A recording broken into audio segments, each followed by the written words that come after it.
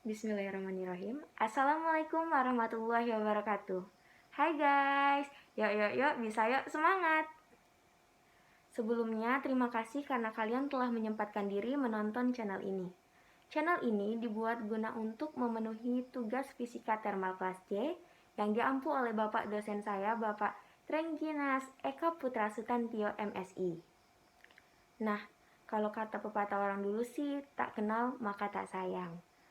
Maka dari itu, saya akan memperkenalkan diri agar kalian lebih mudah menyayangi saya.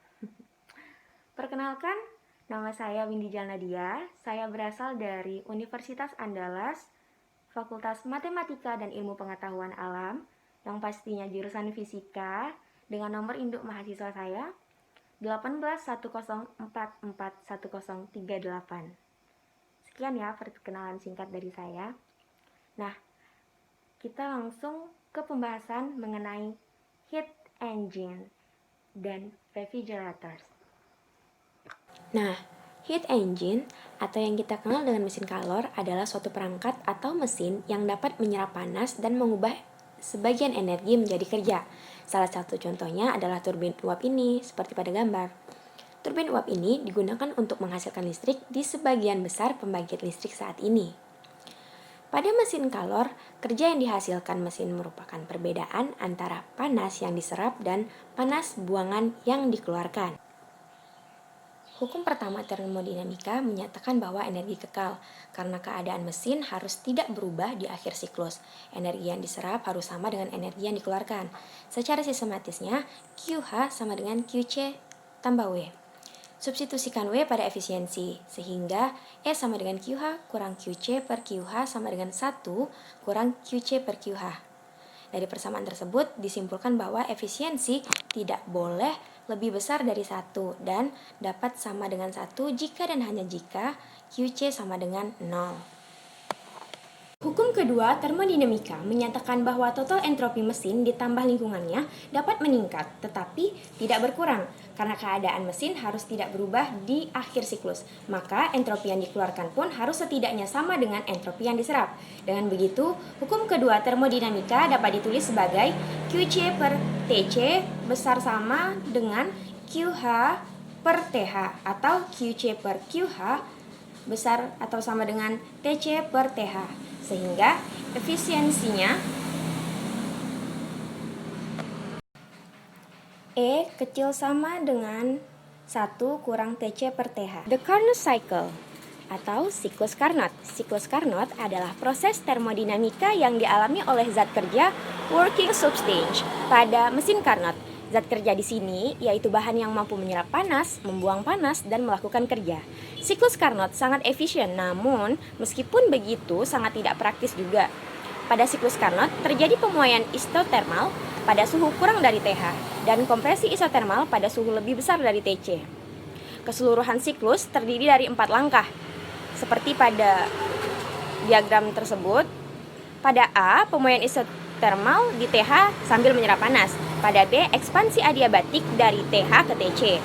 Yang C, kompresi isotermal di TC saat mengeluarkan panas. Dan yang terakhir, kompresi adiabatik kembali dari TC ke TH.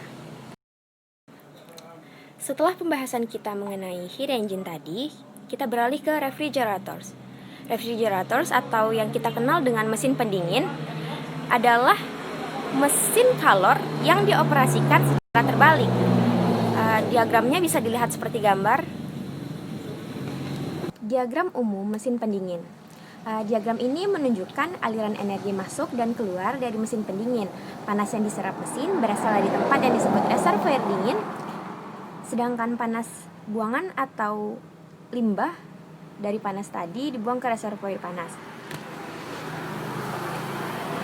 Panas yang diserap dari reservoir dingin adalah QC, sedangkan energi listrik yang disuplai dari stop kontak adalah W. QH adalah kalor yang dibuang keluar ke reservoir panas oleh mesin pendingin. Diagram ini juga dapat diterapkan pada sistem AC. Pada sistem AC ini, maka reservoir dingin adalah bagian dalam rumah, sedangkan reservoir panas berada di luar rumah. Efisiensi mesin pendingin. Efisiensi mesin pendingin didefinisikan sebagai perbandingan antara keuntungan dan biaya, di mana keuntungan adalah QC, sedangkan biaya adalah W. Secara matematis, efisiensi dinyatakan sebagai coefficient of performance atau COP. E sama dengan keuntungan per kerugian sama dengan QC per W. Sehingga COP akan kita dapatkan COP kecil dari atau sama dengan 1 per TH per TC kurang 1 sama dengan TC per TH kurang TC. Untuk membuat lemari es yang ideal dengan COP semaksimal mungkin dapat digunakan siklus Carnot yang dioperasikan secara terbalik. Untuk membuat aliran panas ke arah yang berlawanan, zat yang bekerja harus sedikit lebih panas dari TH saat panas dikeluarkan, dan sedikit lebih dingin dari TC saat panas diserap. Sekian pembahasan dari saya, semoga bermanfaat. Nah, saya ingin menginformasikan kalau tadi di awal saya menggunakan masker karena saya menjunjung tinggi protokol kesehatan yang dicanangkan oleh pemerintah, dan saya harap kalian tetap jaga kesehatan dan selalu patuhi anjuran pemerintah. Semangat! Terima kasih lagi, dan terima kasih sudah menonton. Tetap jaga kesehatan ya. Saya tutup dengan wabillahi taufiq wal hidayah. Wassalamualaikum warahmatullahi wabarakatuh. Ini pakai face shield.